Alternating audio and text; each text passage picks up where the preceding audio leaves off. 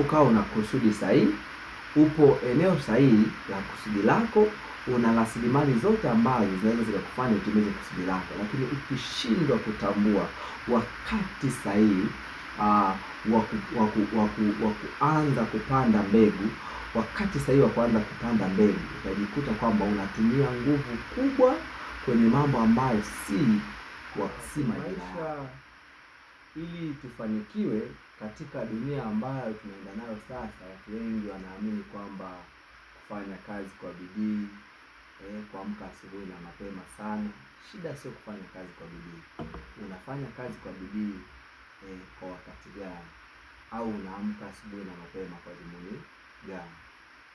Kwa tunaona kwamba ni kweli unaweza ukafanya kazi sana kwa bidii, ukaamka ukafanya kazi kwa bidii, ukatumia fedha zako labda katika mambo fulani, au ukatumia nguvu zako kwenye vitu fulani, lakini hivyo tu havikufanyi uweze kufanikiwa. Kitu ambacho kinaweza kikakufanya ufanikiwe ni kutambua, tunasema majira. Katika maisha tunasema Wagiriki wa kale waliweka majira katika nyanja kuu mbili. Waliweka majira katika nyanja ya kwanza walikuwa wanaita ni chronos. Tunasema chronos, hii ni muda tu wa kawaida, saa 3 kamili, saa 2, saa 4 asubuhi, saa 5, saa 6 usiku. Hiyo ni muda wa kawaida.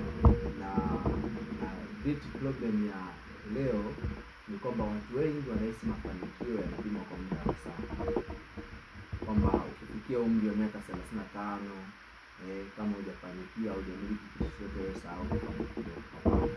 Mafanikio kwa namna hiyo, huo ni muda tu wa kawaida. Lakini kuna nyanja ya pili ambao waliweka hawa Wagiriki wa kale, walisema kwamba inaitwa kairos. Hiyo inaitwa kairos, maanake tunasema haya ni majira ya maisha yetu. Maanake mafanikio yako yamebebwa kwenye kairos na sio chronos. Tunaweza tukasema unaweza ukafikia miaka 30 lakini ukawa hujafanikiwa, lakini still bado ukawa una uwezo wa kufanikiwa. Unaweza ukaungana na mimi. Nelson Mandela alifungwa gerezani kwa miaka 27, lakini alipotoka akawa rais wa Afrika Kusini. Tunamwangalia muasisi wa KFC, alianzisha biashara yake akiwa na miaka 65. Hii inamaanisha kwamba chronos au majira ambayo ni majira ya saa ya kawaida hayapimi mafanikio yetu, au mafanikio yetu hayapimi kwa majira ya saa ya kawaida. Inatakiwa kuelewa kitu kama hicho. Unaweza kukuta kijana na stress, anawaza, anafikiria kwamba inakuwaje, lakini jua kwamba kuna majira ya maisha na kuna majira ya saa ya kawaida ambayo ndio 2026. Tulikuwa 2025, sasa tuko 2026, but soon or later tutakuwa 2027 kama tukipata hiyo neema ya kufikia hapo. Kwa hiyo ujue kwamba ni miaka. Kwa usichanganyikiwe kwa miaka kwamba mbona wengine wanafanikiwa na mimi sifanikiwi. Utakuwa unachanganyikiwa, utajikuta kuna vitu unavifanya, unatumia nguvu kubwa, lakini unapata matokeo ambayo sio sahihi. Kwa nini? Kwa sababu unafanya kitu ambacho kiko nje ya majira yako. Tuchukue mfano wa wakulima wawili. Sasa tuchukue mfano wa wakulima wawili. Mkulima wa kwanza ana shamba lake na mkulima wa pili ana shamba naye. Wote hawa wakulima, mkulima wa kwanza tunasema kwamba ana shamba, maana yake ana place, lakini pia ana kusudi, lakini pia ana muda na ana fedha. Maana yake ana shamba na mkulima wa pili pia ana shamba, ana kusudi, ana muda na ana fedha. Wote wana vitu ambavyo ni common na vinafahamiana. Lakini mkulima wa kwanza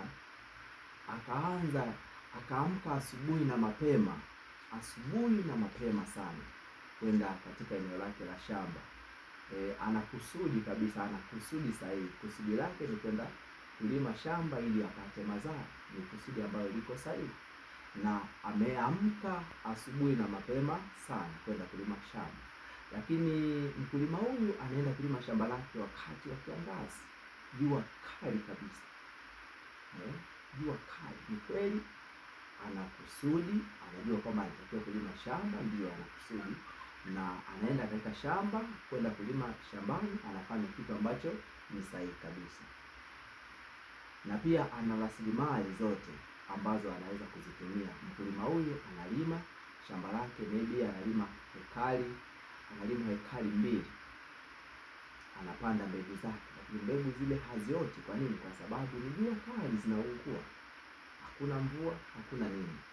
Lakini tunaona mkulima huyu alikuwa na rasilimali, ametumia nguvu, na kila siku anaamka asubuhi na mapema, anafanya kazi kwa bidii, analima shamba lake kabili, amemaliza. Lakini mwisho wa siku ni nini? Kwamba mwisho wa siku heartbreak, disappointment. What the problem?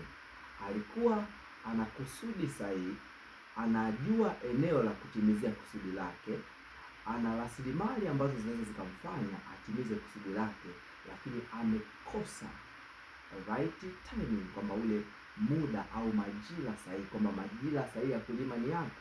Ni kifuku. Yeye ameenda kulima kiangazi. Unategemea nini? Ni lazima aanze kulalamika, aanze kulalamikia watu, atafanya malalamiko ya kila aina. Kwa nini? Kwa sababu tatizo sio yeye, tatizo sio kwamba alikuwa hajui kusudi lake, tatizo sio kwamba alikuwa hajui eneo la kusudi lake, na tatizo sio kwamba alikuwa hana rasilimali ambazo zinaweza kumfanya atimize kusudi lake. Lakini tatizo kubwa alilokuwa nalo yeye ni kwamba hakutambua wakati sahihi wa kwenda kulima na kupanda mbegu zake ili zimpe mavuno anayoyataka ni upi. Kwa hiyo kwa kushindwa kutambua wakati na majira sahihi ya kupanda mbegu yake, akajikuta anapata matokeo ambayo sio sahihi, anaambulia maumivu, na anajikuta amepoteza rasilimali muda, amepoteza rasilimali fedha, lakini kusudi alikuwa nayo. Lakini tuje tuangalie mkulima wa pili. Mkulima wa pili ana rasilimali zile zile kama za mkulima wa kwanza.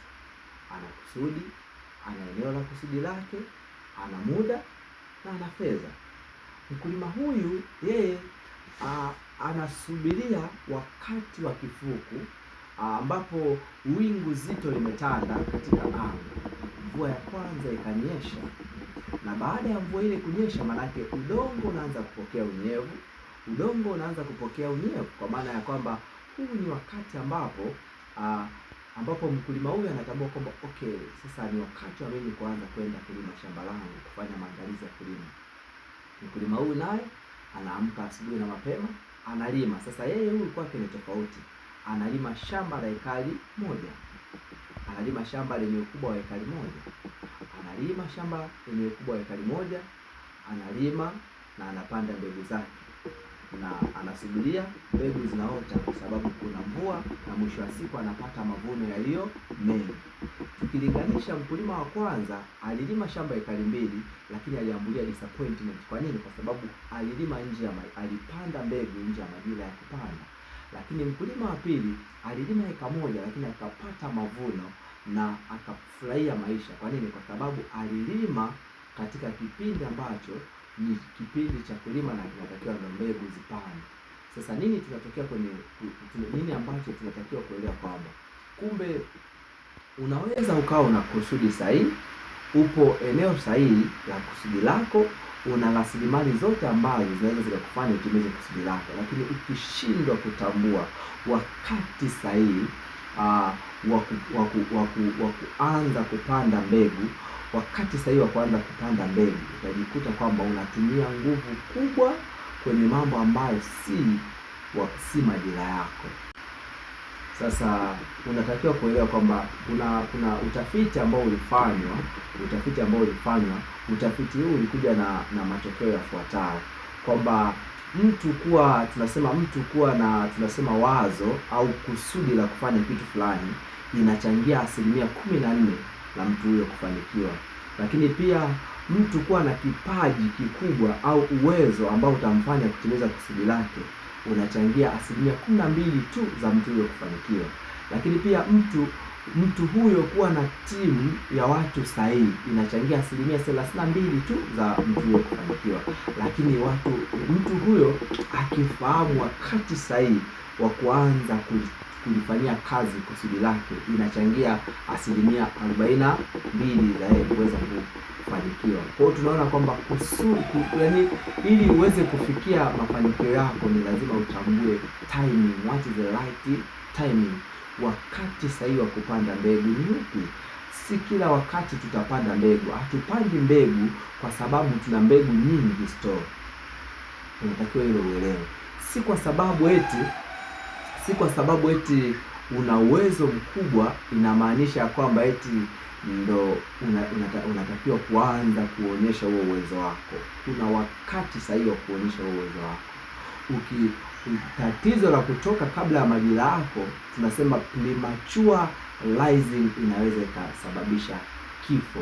Mbegu yoyote ambayo inatoka kabla haijakomaa, mbegu hiyo haiwezi kufika mbali, itakufa. Kwa nini? Kwa sababu mizizi yake haijafika chini. Kwa ni lazima utambue majira yako ni yapi. Unaweza ukawa unajiuliza, unaweza kukuta kuna vitu ambavyo unatumia nguvu kubwa kuvifanya, lakini matokeo ambayo unayapata ni madogo sana ukilinganisha na nguvu ambayo unaitumia. Tatizo sio kwamba unafanya chini ya ubora, tatizo sio kwamba labda wewe hauna uwezo. Tatizo kubwa ambalo linakukabili wewe ni kwamba haujatambua majira ni yapi. Shida kubwa, vijana wengi wanakuwa wanalalamika leo, vijana wengi au watu wengi wanakuwa wanalalamika hakuna kazi, hakuna ajira, hakuna nini. Wakati ambapo unatakiwa kutengeneza ujuzi au kupanda ujuzi, wewe umekaa. Wakati ambao unatakiwa kuongeza ujuzi fulani, uzoefu fulani, wewe umekaa. Wenzio wanaongeza uzoefu, wanaongeza ujuzi.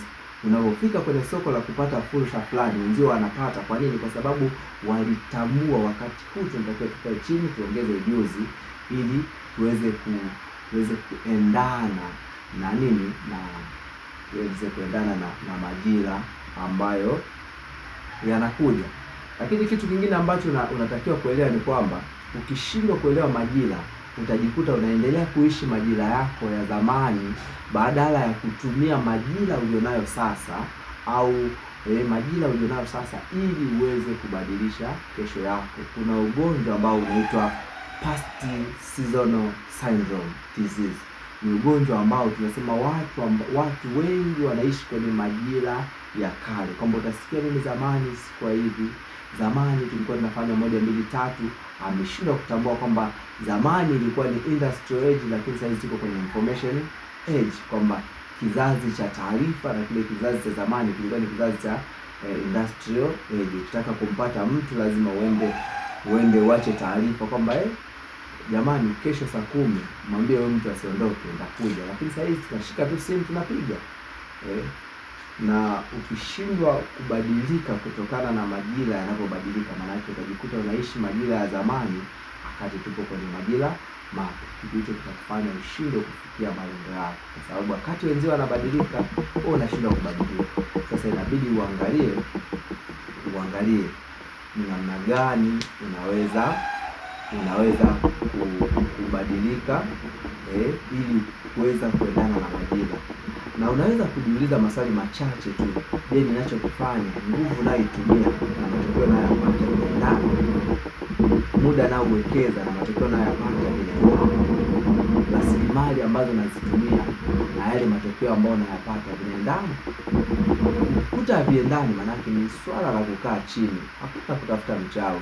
Yawezekana unafanya vitu ambavyo haviko kwenye majira yako.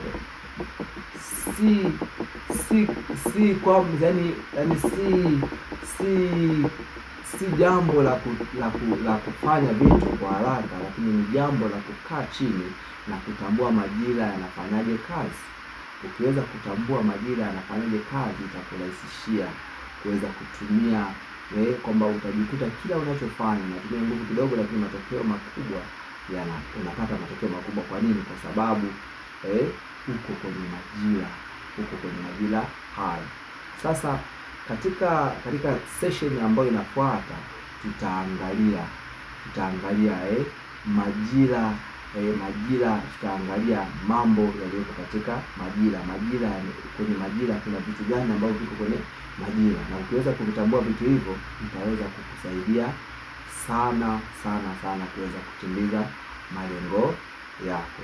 Kumbuka kuwa maisha yako yanakuhitaji wewe na sio mtu mwingine yoyote.